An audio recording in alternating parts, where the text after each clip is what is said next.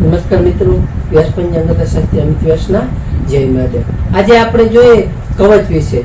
જે કવચ છે કૌટુંબિક સુખ માટેનું કવચ. આ કવચ બનાવવા માટે ખાસ 3 રુદ્રાક્ષની જરૂર પડે છે. 3 રુદ્રાક્ષ અલગ અલગ જોડીને બનાવવામાં આવે છે. એમાં પેલો એકમુખી રુદ્રાક્ષ, જેના પ્રમુખ દેવતા શિવ ગણવામાં આવે છે. બીજો 8 મુખી રુદ્રાક્ષ, જેને પ્રમુખ દેવતા ગણેશ ગણપતિ માનવામાં આવે છે. અને ત્રીજો રુદ્રાક્ષ છે એ ગૌરી શંકર રુદ્રાક્ષ, જેના પ્રમુખ દેવતા અર્ધનારીશ્વર એટલે કે શિવ અને માતા પાર્વતીને ગણવામાં આવે છે. આ રુદ્રાક્ષ 3 રુદ્રાક્ષને જોડીને બનાવવામાં કવચ આવે છે. એકમુખી રુદ્રાક્ષ છે જે રુદ્રાક્ષ નાણાકીય સમસ્યાઓમાંથી રાહત આપે છે. અને 8 મુખી રુદ્રાક્ષ છે એ 8 મુખી રુદ્રાક્ષ છે એ કૌટુંબિક સુખ અને સમૃદ્ધિના માર્ગમાં આવતા તમામ અવરોધોને દૂર કરે છે. ત્રીજો છે રુદ્રાક્ષ એ ગૌરી શંકર રુદ્રાક્ષ.